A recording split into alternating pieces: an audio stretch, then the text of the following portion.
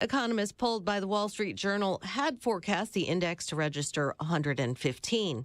This as inflation slows and the economy keeps growing. Consumer confidence tends to signal whether the economy is getting better or worse. A similar survey known as consumer sentiment also rose this month to the highest level since the summer of 2021. Both indices, however, are still well below their pre-pandemic peak. Lillian Wu, Fox News. International Olympic officials say the U.S. figure skating team will receive gold medals now that Russian skater Kamila Valieva has been disqualified for a performance in the 2022 Olympics for doping. The U.S. Olympic and Paralympic team received the official word last night that the U.S. team would be declared the winners. I'm Lisa Lacera. This is Fox News.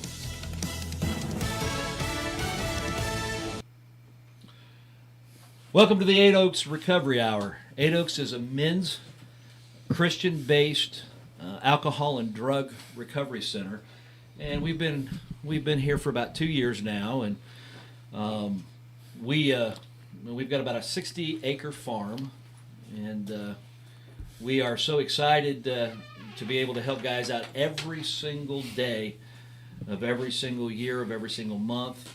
And we're just excited to be here tonight. Tonight we've got a special guest with us. He's probably going to be the most intimidating teddy bear you will ever meet in the nation. Yeah, don't believe everything you hear, folks. This is Charles Ballard. He is our house manager, and he's been with us, I don't know, since April? No, March. Yeah, almost a year now. Just about a year. Yeah. And I had to get him on because he is just full of life, and he's always got these really conservative colors, really conservative clothing that he wears. Right. But I just wanted to bring him on and introduce everybody out there that listens to us every week. I wanted you to be introduced to him. He is a phenomenal individual, and his testimony, I think, is really going to resonate with you. And I want you to just hear his heart. When I met him in March of last year, he was attending our classes just to try to get familiar with how the program worked. We had hired him to become our house manager, and I just was taken to him from the beginning.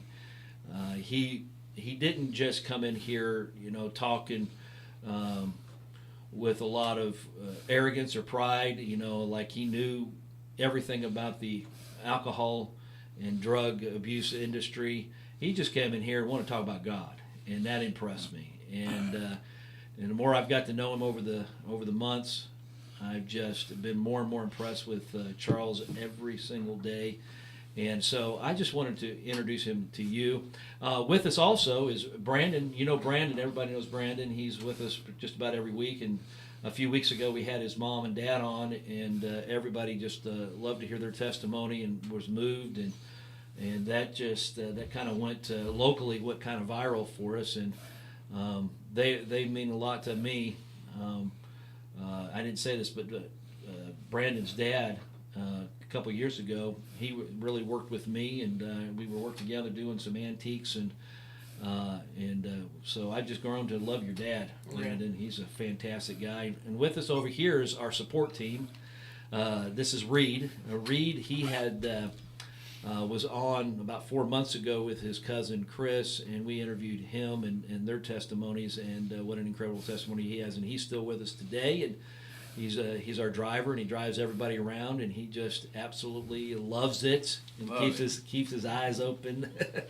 And so to get us started, if anybody is out there that is needing help, anybody who has friends or family that is in need of help and they're struggling with alcohol or drug abuse, we would love to have the opportunity to be able to minister to them and help them out in any way that we can.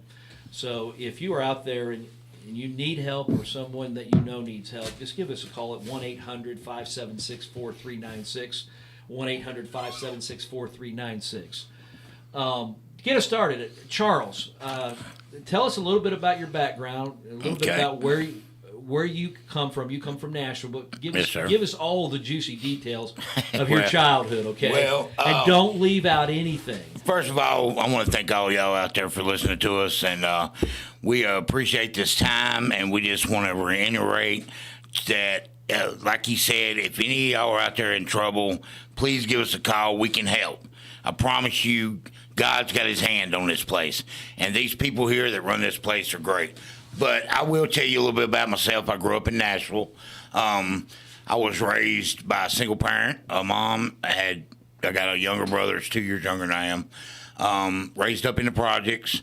I don't want to take away from anything my mom did because she was a great parent, but she worked 2 jobs, so there was a lot of lack of supervision there. I'm not going to point fingers at her or anything because, she did the best she could. But you leave a child to his own devices, and he will get into anything and everything he can.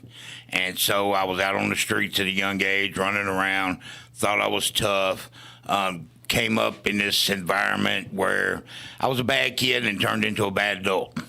Much worse, it carried over into adulthood.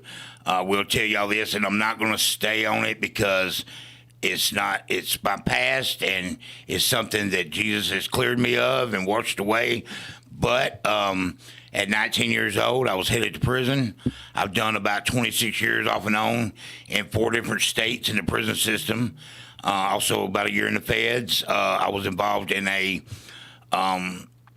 gang in prison, and that carried with me out to the streets too. And, I've been involved in drug use, drug dealing, violence most of my life. All that turned around 3 years ago. I was sitting in jail on a 25-year sentence, fixing to do 25 years. The judge came to me, and, first I went to an Overcomers program in there, and I started learning about Jesus. Started reading the Bible, started getting into it, and I knew who Jesus was and I knew who God was, but I never had a personal relationship with him. He was just somebody that I knew about the Bible and stuff like that. But the more I got to reading, the more I got interested in it, the more I got to see what he had done for me and what I could be forgiven of. And I never believed that before. I never had that kind of faith before. I went through this Overcomers program. The guy in there ended up telling me about a place called Miracle Lake that I went to afterwards. To make a long story short, the judge came to me, said, I'm going to give you 12 years probation. I never done probation because I couldn't do probation. I wasn't going to stop what I was doing out there. But, God put that in my life, and he turned that around and he said, okay, here's something for you. So it woke me up. And so I ended up going to Miracle Lake. I spent 3 months there doing intense Bible training. Spent another few months with him after that in a transition house, and ended up getting COPD, so I couldn't work in a wood shop. But now, you may think that's a bad thing or whatever else, but it was the best thing that ever happened to me, because as that happened, God put me in touch with 8 Oaks. And they called me over here to come over here and run the house. And so I got over here, went through the program with Miss Tyree and the other members there then, and ended up taking charge of the house out there with the guys. And let me tell you, God has his hand on that house and this program. I have seen miracles happen, and I cannot stress enough what he's done for me. I mean, he has literally took me from chaos to, just peace. I got peace in my heart now. I've got love for other people. I don't have no hatred towards each individuals. I couldn't even imagine. I was talking about that this morning in devotion. I used to carry guns and do drugs. I couldn't even imagine myself stealing a candy bar now. That's just unthinkable. You know what I mean? Especially picking up a gun or anything else. And I know God has changed everything inside me. There are still things that I have to do. I still have to do my part. And, that's putting in the time, putting in, reading my Bible, putting in praying to him, spending time with him alone and with others, being around groups of men that are trying to do the same thing. And so that house is a blessing to me. And I understand what he has done for me, and I am extremely grateful for everything he has done. So, I mean, I don't want to get into a lot of things in the past, but I'm telling you, no matter how down you are out there, how much you've been through, whatever you're going through, I promise you this, God can bring you out of that. And with our help, we can lift you up out of that. Whatever misery you're going through, you don't have to be complacent. You don't have to think, this is all I'm ever going to be. Because if you would just give us a call or get in touch with us, we will come get you. We will figure out a way. Because we have done it, countless other guys. And we brought them through this program, and we've lifted them up, and we've made them better men. So if you're tired, if you're hurting, if you're angry, whatever it is, situation you're in, you call us, you get in touch with us, however you have to do it. You see me walking around town, you stop me. Any of these guys, I promise you, we will help. So, oh, sorry. I got a little emotional there. Sorry, guy. Sorry, guy. But I mean, that's pretty much it, Mike. In a nutshell. If you want to ask me some more things, I'll be happy to answer them. Whatever. If anybody else needs to know anything, but all this stuff that's happened to me in the past that's not me anymore. So it's a great testimony, but most people can't really, I guess, understand some of that stuff. Some people can, but. Well, I think there's a lot more people out there, Charles, that can relate to that than what you think there is. Well, there's the drug epidemic is fierce, and it's powerful, and it's a dark powerful, but it's powerful. And your life is it's. I remember something you told me before. You said that you were more addicted to the crime than really you think you were to the alcohol or drugs. Well, the lifestyle. Mm-hmm. It's all I ever do. Even growing up as a kid, stealing, robbing, stuff like that. And so you end up getting in that, and you getting okay with it. You don't think you deserve any better, or you can't do any better. You know what I mean? And getting out of that is hard work. So most of us just stay in it. You know what I mean? We're not ready to take that next step out of fear. What if we can't do it? Or what's it going to take to do it? So we get complacent of just being and doing that, and we stay in it, and that's the worst thing in the world, to start thinking that we're no better than that, and I did that for a long time, in prison. I was a young kid thrown in with a bunch of sharks, and I became a shark. And a bully and a punk. That don't make you tough. I wasn't a man then. I was a bully and a punk then. You know what I'm saying?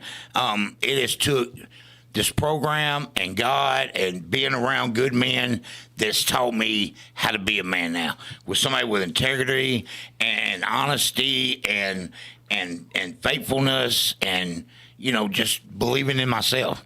You know what I mean? So no matter what was going on then, I know it was wrong now.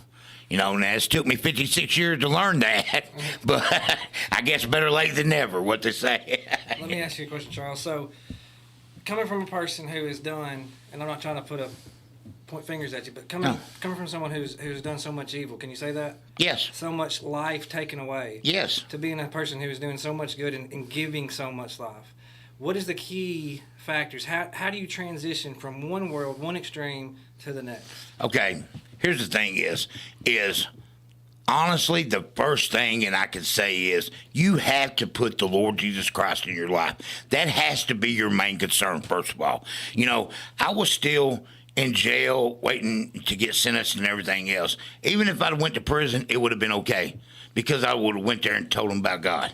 Told them about Jesus. I was okay with that. You have to get to that point where you have to put Jesus in your life, first of all. Then you have to make a conscious decision. I'm not going to do this anymore. I know what I'm not supposed to do. So I need to start working on things that I am supposed to do. And God will help you along with that. I'm not telling you it ain't going to be hard work and you're going to have to make some tough choices. Here's what I can tell you is, God didn't ever say that this was just going to be a happy life, but he said he would bring us peace. And that's what he did. He brought me peace. And I knew the things he didn't want me to do. So I changed those things. And that's what even if it has to start out with just being something little.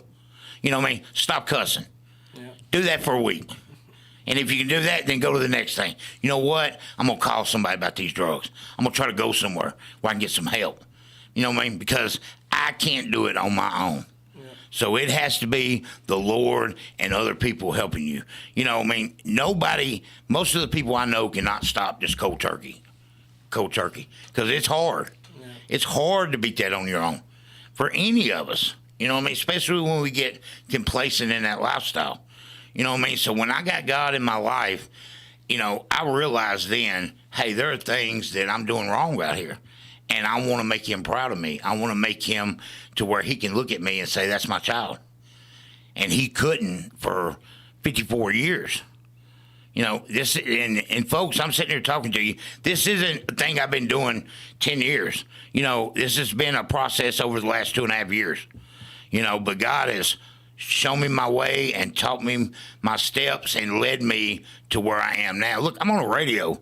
You know what I mean? 10 years ago, you probably could have got me on America's Most Wanted. You know what I'm saying? So, and now I'm talking to you about God and recovery. You know, he can do amazing things if you just let him. You know, and that's what you have to do, though.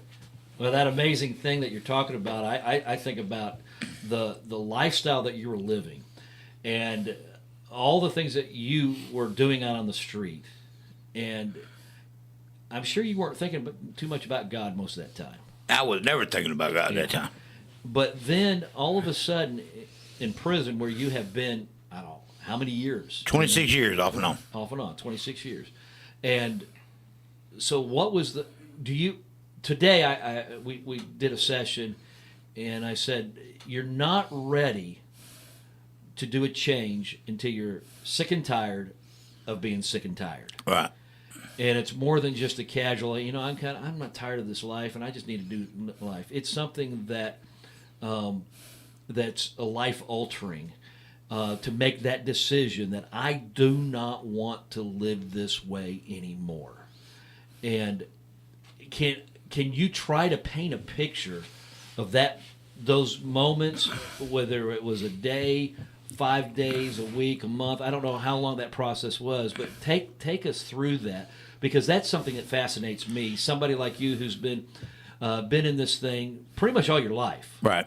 And then all of a sudden you have this God moment where you just say, "Boom, I'm changing." I can tell you exactly what it was when I got. Here's the thing: is I was sitting in Madisonville County Jail in a pod of about 75 people.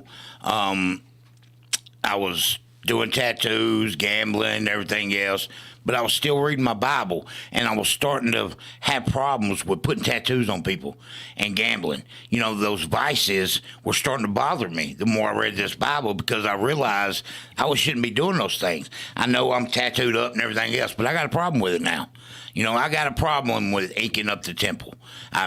You know, and we won't get into that subject, but I think it got, and I know it got to a point where I was reading the Bible and I just started bawling somewhere. And like, folks, let me tell you, I never really cried. I cried one time that I can remember when my mama died about 10 years ago. But now I can't even watch the Titanic without a half a box of Kleenex. All right? So I'm just telling you. Right? But I think, you know, I fell to my knees beside the bunk and I was bawling and I said, I'm done, Lord, I'm done.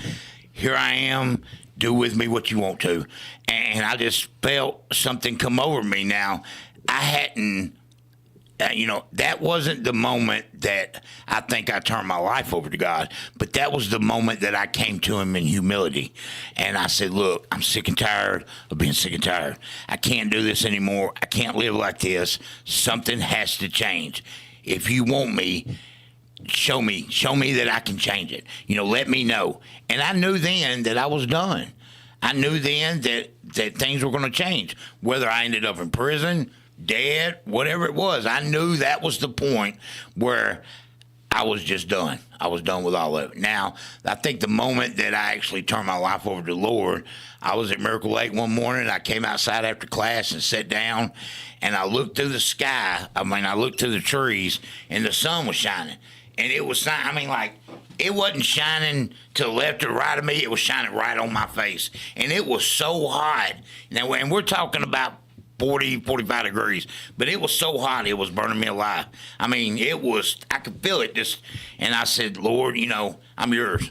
Whatever you want me to do, I'm yours. I'll walk the walk, talk the talk, whatever you need me to do. And at that moment, I just felt a peace come over me, and that's all I've ever done since then. And that was October the 14th, 2022. I remember it to this day.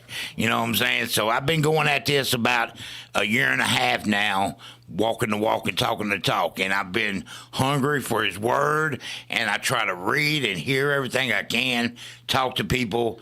And this whole coming over here at Eight Oaks and running the house, I didn't know how to do none of that, but he has helped me and to do the best job I can over there. And I hope that I have done a great job for everybody here. And I know Reed here is with me 24/7. So I try to do the best job. And I'm not saying I always make the right choices or whatever else, but what I do usually is, I try to pray about things. I try to do what's best for these guys, because their safety and their sobriety is the most important thing to me, and putting the Lord in their life.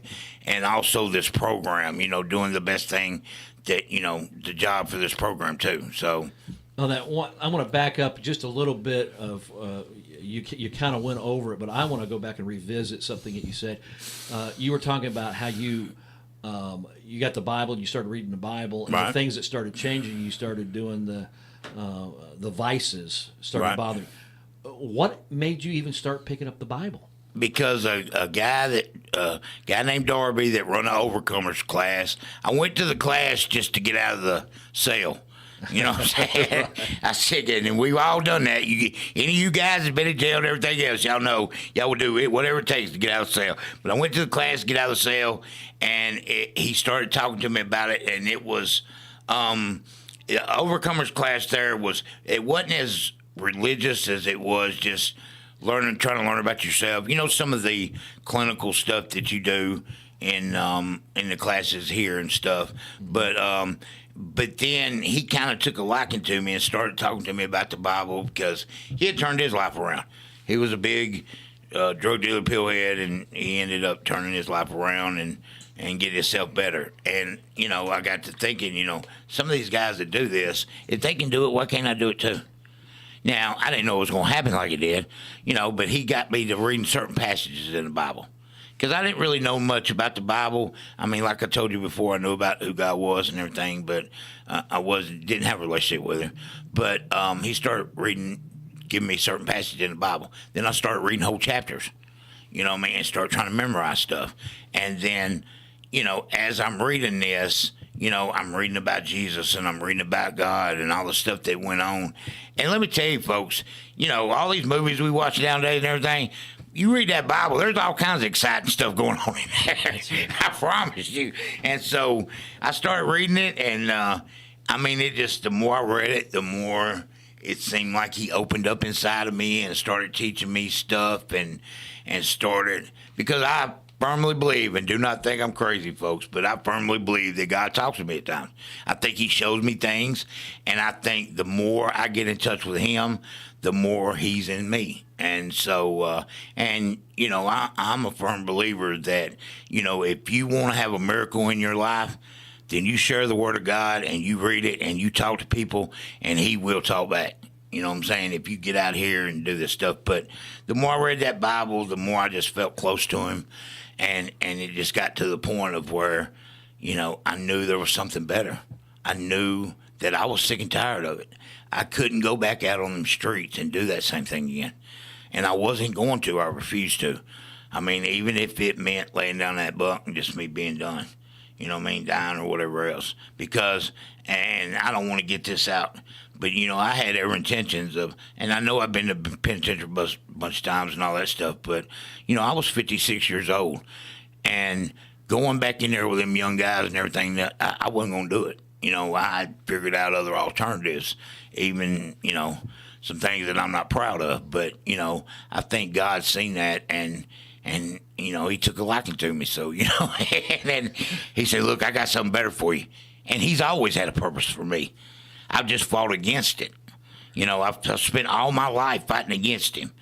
And I think he just got sick and tired of it and said, look here, buddy, it's time to shape up. You know what I'm saying? He got sick and tired of being sick and tired. You got sick and tired of being sick and tired. Right. Because God has a purpose for every one of us. He has a plan and a purpose. He knew us when we were in the womb, even before that, and he has laid out a life for us. Now, whether we choose to obey that is why he gave us free will.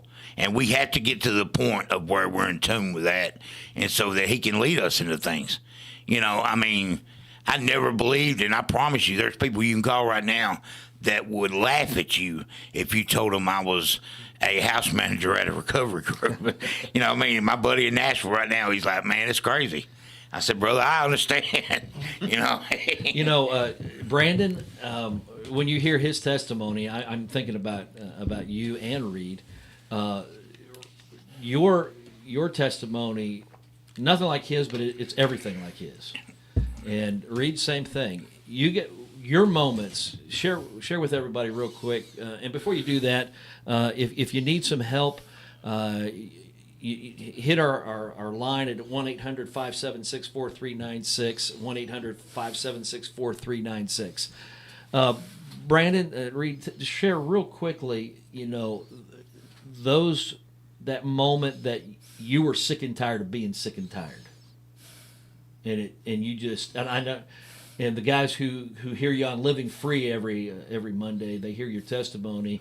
And I just heard one guy today. He says every time I hear his testimony, I've heard it a few times now. He says I never get tired of hearing that testimony. Yeah, it's a good one. So Brandon, and then Reed, you follow up. You're sick and tired of being sick and tired of that moment that you said this is enough. I don't know if I've told it on air yet or not, but so I was running around doing all the crazy things that we were doing in the drug world, slinging dope and chasing stuff that we ain't supposed to be chasing, doing everything that we weren't supposed to be doing by far. And so I remember walking into this house, and so as you walk into the house, we had to walk through the subfloor, down to the dirt, a little ladder coming back up on the other side, and you round the corner, and dishes are piled all the way to the ceiling. It's just this gross place. Feces, daggum everywhere, babies crying everywhere. Just a gory situation. And I remember God just shaking me in that moment and saying, wake up, like, can you take the blinders off your eyes? Can you see the mess that you were in? And I couldn't. For so long, I could not see the disgusting mess that I was living in. It had become normal. And so he shook me, woke me up, and he said, son, this is not who you are. This is not what I called you to be. This is not what you were destined. This moment right here, this isn't what I created you for. I created you for far greater, far greater. If only you could see what I have planned for you.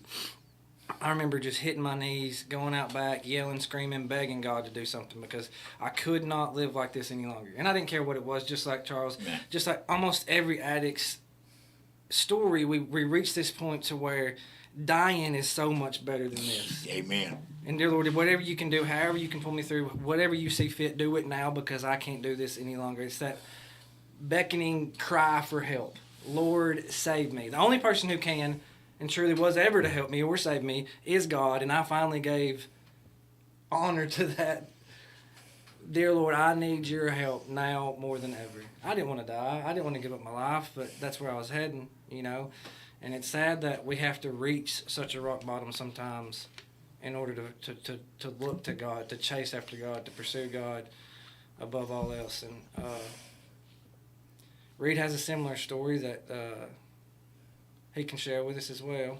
Yeah, mine's a lot like yours, but I remember I told this on the last time I was on here, but like I've been trying to get sober for 2 years almost. I'd been to rehab like three different rehabs, and I relapsed every single time. And so I started to just give up on it. And then I remember I wrecked my mom's car. I took her car out and wrecked it, and had violated my probation, failed a drug test, and I knew I was going to be going to jail. And I come in, I'd stay gone from my parents' house for days at a time. And I came in one night, my dad was sitting on the end of the couch, and he said, and he was talking about Chris, and he said, come here, I want you to see something. And Chris had posted something on Facebook. Chris had been here like 2 months, I think.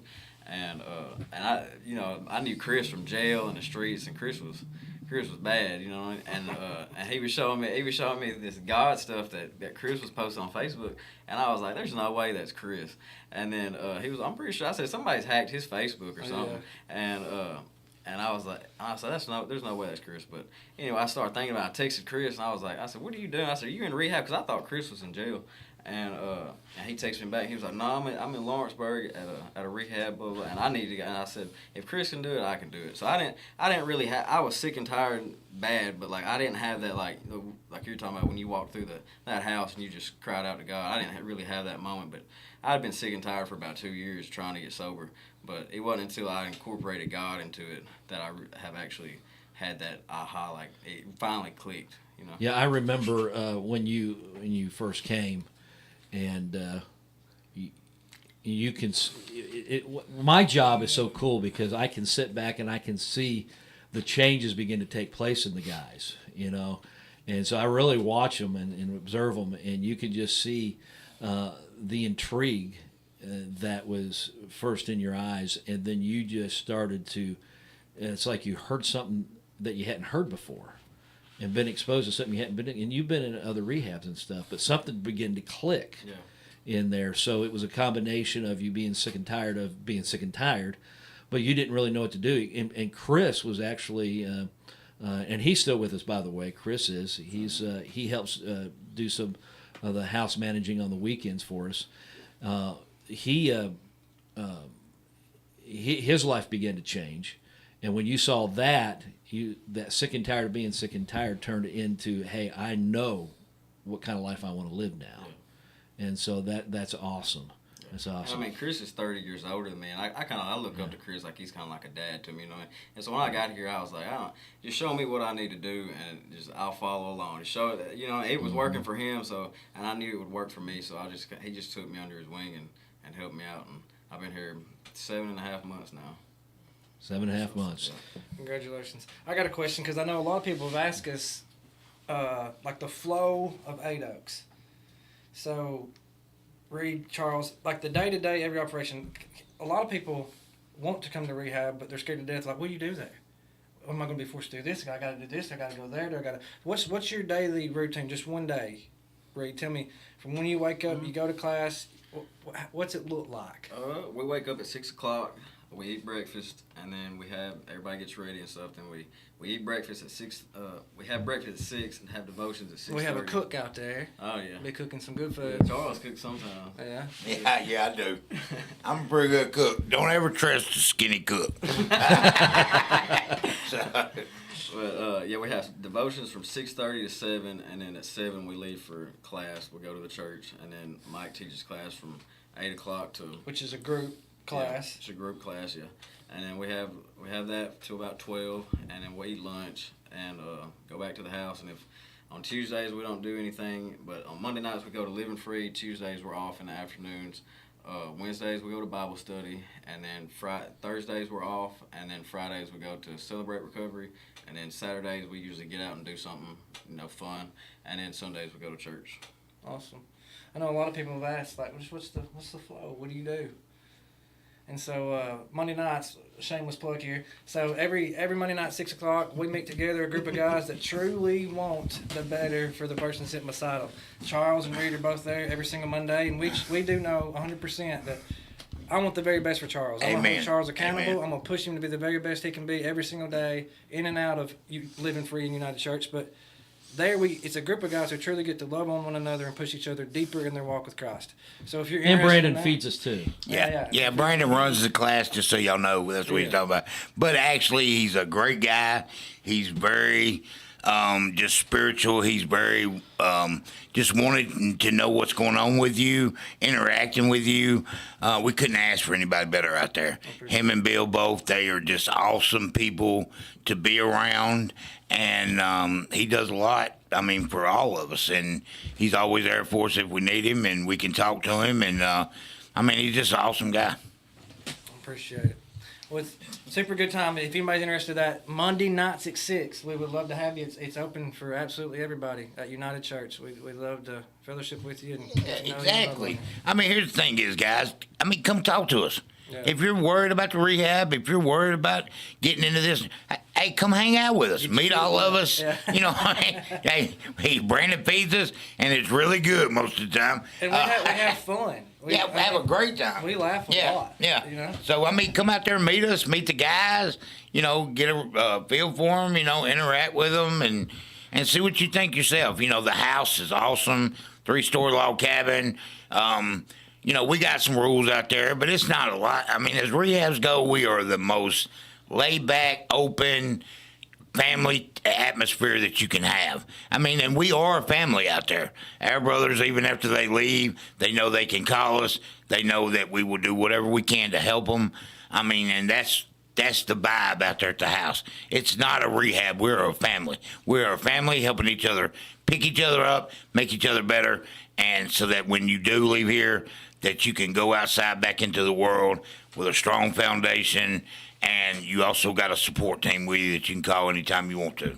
It's super cool. One thing that I see, and I'm sure you see it in counseling sessions, but every Monday, I think someone says there's something spiritual about that house. And I know what it is. I know that place is anointed and prayed over for years and years and years to come. Those beds, building them, praying over them. Every single inch of that property has been prayed over. The soil has been cultivated for a moment such as this. Yeah. But guys who come, every single one of them will say that. Like, there's just. Hey, I said that when I got there. As soon as I walked through the doors, I was just like, wow, you can feel it. It's like a peace. It right now. Yeah, you can just feel a peace when you really can. It's crazy. There's something. And that's and what you guys are saying is something that for the 2 years that we've been open, that I've heard over and over and over again. Guys who have been in several rehabs and they come to us, and of course. I didn't know anything about any other rehabs. Yeah. Pastor Dave just came and said, "Hey, can you do this?" And I said, "Why do you want me to do this?" Never even smoked a cigarette. That's right. Never even smoked a cigarette. And I said, "Well, I'll give it my best shot." And so we just started putting the material together, and I just started doing a lot of research and of what was needed. And we just started at it. And Sean Kirby, he's not with us. We're going to get him on the radio. He keeps saying he's not going to do it. But I tell you, Sean, if you can hear me, we're going to get you on here. Yeah, it's coming. But he's a great guy, too. And me and him worked it really together at the very beginning, went over to the house. I was just getting over COVID when we came to the house and started cleaning it up and trying to get it presentable for the guys to come. And he has been at several rehabs, and you guys have been down that road too, and they come in there and they just say I was expecting this really hardness and this really, kind of this mean attitude and harsh attitude, and I think the one thing that is key for us, and it's just something that I tried to do with my children when they were growing up, is to show them both love and discipline, to give them both. And I noticed that if you give people just all discipline and all kids just discipline, those kids will grow up and they will be, they'll be mean, they'll be bitter, they'll be angry. And if all you do is give them love all the time, they'll kind of be spoiled brats. Right. But if you kind of mix those two together and you love them and you set those boundaries and those limits, you get a gold nugget every time, I think. Yeah. And so we try to use that same principle at Eight Oaks. We try to be really caring and loving, but also, when it's time to kick your butt, we're going to kick your butt. Right. And when it's time to give you a hug, we're going to give you a hug, and we're going to get through this thing together because we're all on the same team. Right. We're all on the same team, going to the same place. That's called heaven. Right. And we're all trying to see the same person, Jesus Christ, and we're still trying to get his autograph, right? Right. Amen. And he's the center of our program.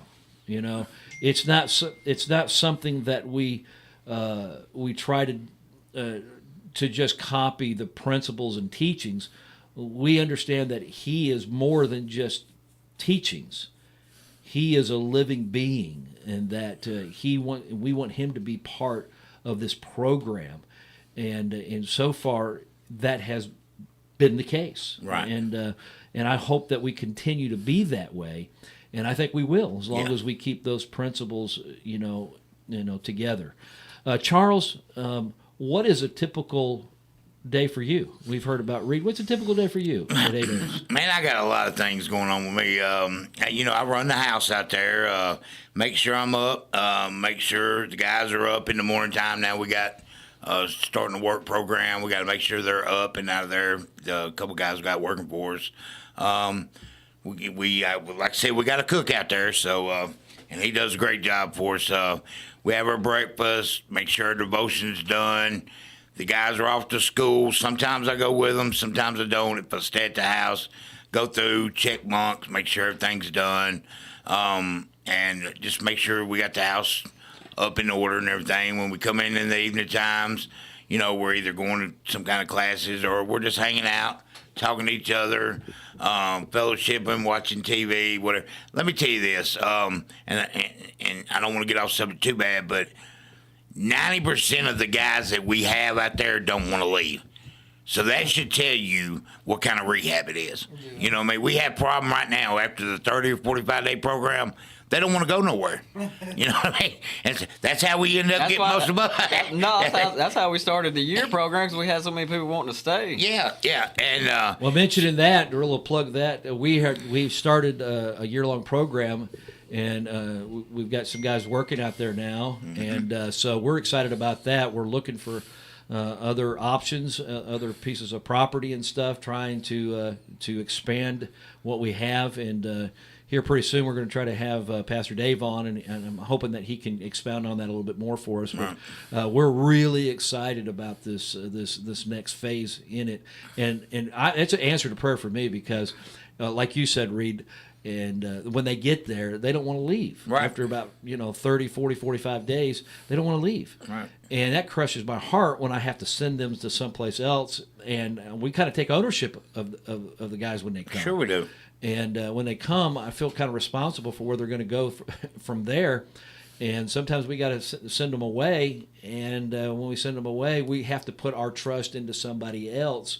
And they're going to run things different than what we have. Right. And we kind of like what we have, and they like what we have. Right. And so when you have to turn that over to a totally different type of program, it's always a risk. And it's like, a parent maybe turning over their child to somebody else to take care. Maybe it was a good choice, maybe it wasn't a good choice.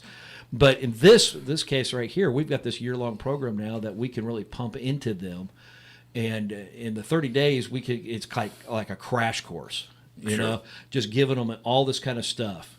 But at that end of that 30, 45 days, we are able to turn this thing now over into more of a long-term, and just kind of take our time and just pump the stuff that they need to on an individual basis, right, and not just as a group thing. But now we can get it down more towards the individual and customize it to where they are. And by the end of that year, whether they're going to exit or they're going to stay with us, we've got that time to figure things out. And all y'all people out there for them big words he was using, we love them and don't want to let them go. So that's what we're doing. So that's what we're doing here. It's awesome that we're getting to the year-long program, because that's always been Dave's goal. It's always been his heart. It's always been his vision to have a long-term, really focusing, really pouring into. Not something quick that we had to turn around, but it's so difficult to get to that point. So it may not sound like a big deal, but it's a huge deal. Huge deal for us to make this step and to get to where we've always wanted to be. It just seems like sometimes it takes so long, but God, His hand is on it, working miracles. He don't always do it in the time span that we want Him to, but He does it at all the right times, and it's cool to see how things fall together in the right pieces of the puzzle, like Charles and Reed coming to us and being able to help and grow this thing. The fact of the matter is, we have to have people like y'all that can help us make this vision come to reality. And y'all are a big deal of the function of that house, and I hear it over and over and over again.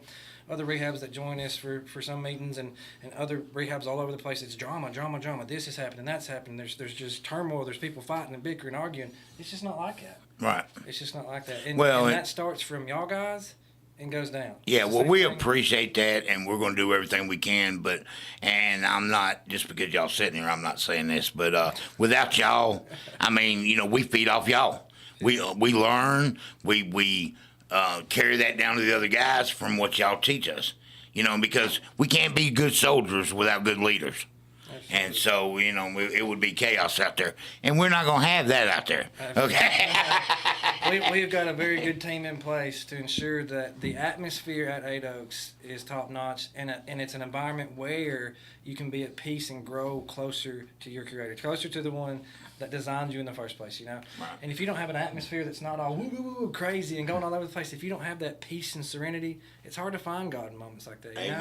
Amen. Well, and Pastor Dave, I think he was very wise in taking this thing right here, what we got now, and let's build this thing slowly, you know, and let's not try to build it so fast that we can't get good leaders in there. And that's where we're praying for now as we expand. You know, there's only one of me, there's only one of Brandon, there's only one of Charles, and only one of Reed. But we need more Charleses, and we need more Brandons, we need more Reeds. So you pray with us out there, folks, that God would help us to send us the right people to as we expand and go into the next levels of the next phases, that we can have those people in place that we need. And we're not going to move until we have those people, because that's critical. Right. Critical to have people that have got wisdom, people who have got the heart of God, people who have got humility and are teachable. And those are key elements. Those are the same elements that you look for success to going from addiction into sobriety. You know, it's got to be teachable. We got to have humility. It's going to have to be God changing our nature, because we can give you all the information that we can. I pump you full of information, but information's not going to change you. It's transformation. You know, speaking of all that you was talking about, you know, we got off the subject a little bit about my day, but, you know, every one of us in a staff position has to use those things every day. We have to know when to stand firm and when to give these guys love. And, you know, and the most important thing is we're going to love on you. If you let us, we're going to love on you, you know, but, you know, we also have to have humility. We can't win every fight. Sometimes we got to back down. Sometimes we got to let the guys just say what they want to just to get it off their chest, and then try to talk them down. You know what I'm saying? I mean, there are going to be moments when every one of us go through that, and we all know that. You know what I mean? So you have to juggle those things, and you have to be, you know, the thing about it is, I think what it boils down to is you have to have love and care more about that person than you do yourself. And that's what it boils down to. And if you have that, and which we do have that out there, and every one of these guys sitting here in this radio station has that, if you have that, then it's going to be about getting you better, making you right, helping you. It's not going to be about us. And I think that's where we are out there at that cabin, and I think that's where we are with this program. And I sincerely believe that. We talked about it last night, living free, and everybody agreed. You're going to learn some unconditional love when you're living in a house with 15 guys. Amen. Amen. That's a fact. You're going to learn some of it, ain't you? That's right. That's awesome.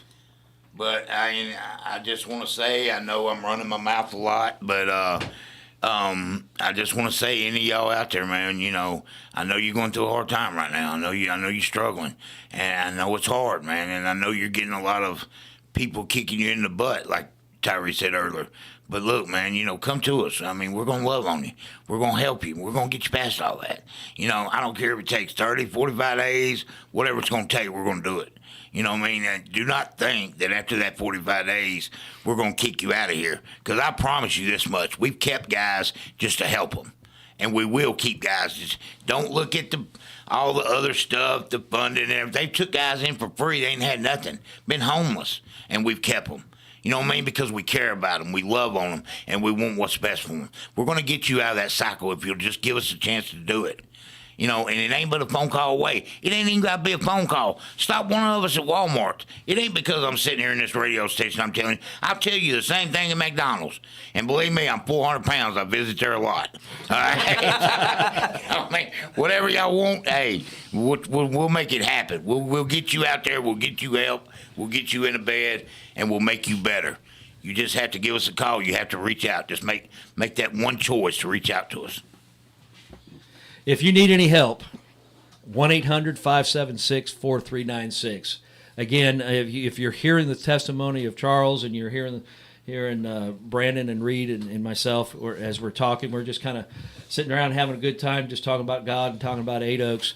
If you are out there and you need help, or you need somebody who does need help, 1-800-576-4396.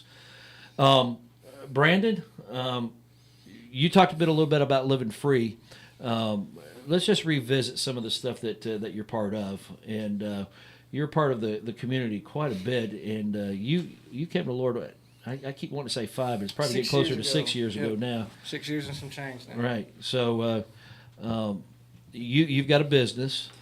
Tennessee Properties, which is a residential and commercial general contractors. I'm a licensed electrician. I own a dumpster business, Tennessee Dumpsters, and I own Kingdom Builders. So, which is the next phase of what we're going to start doing, building some townhomes and stuff like that. And so, awesome. God has blessed me and my business, and the guys that work for me are all recovered addicts. I have now worked over 75 addicts in recovery. And so I've gotten somewhat decent at working addicts in recovery. I know how to push them. I know how to love them. I know how to hold them accountable. I know the people that work for me and the guys that I have are my family, and they're a different breed. Them dudes are just tough, but they love you. Yeah. They can cry with you and they can go to war with you. You know, it's an amazing opportunity that God has given me. It's something that I don't take. Yeah, we had one of them on a couple weeks ago, Greenie. Yeah. My brother-in-law, he runs dumpsters for me, basically runs the dumpster business for me. But God's blessed me in that aspect to be able to lead guys through that. I'm the vice chairman for ADX Recovery, so I get this awesome, amazing opportunity now that we're going into this year-long work program. Guess who gets to work some of them? Me! Which is crazy because that's always been my dream. And so now I've been doing it on the sidelines, and people, I've been, recruiting them coming to church and coming to. I joke and say a lot of times I was the first participant at 8 Oaks because I stayed out there for about 2 years working on it, trying to get it going. But Reed and Charles are actually 2 people who's gone through this program and are proof that it works.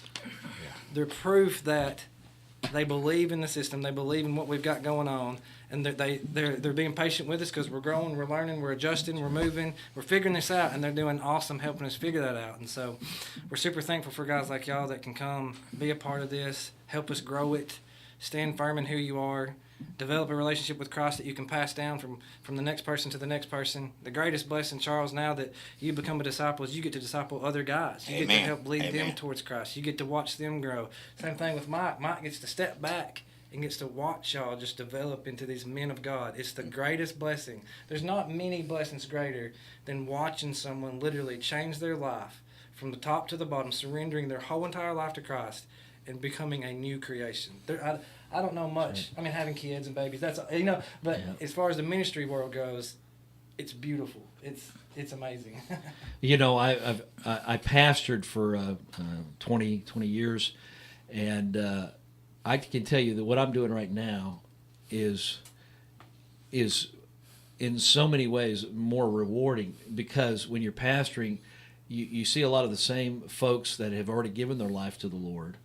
And you see them week after week, and you're just helping them grow and helping them do in their ministries, and there's fulfillment in that. Don't get me wrong, but what's so exciting about what I'm doing now, is that guys are coming absolutely broken, and that's exciting to see somebody broken. Why? Because that's not the brokenness that's exciting; it's the process of the restoration that's exciting.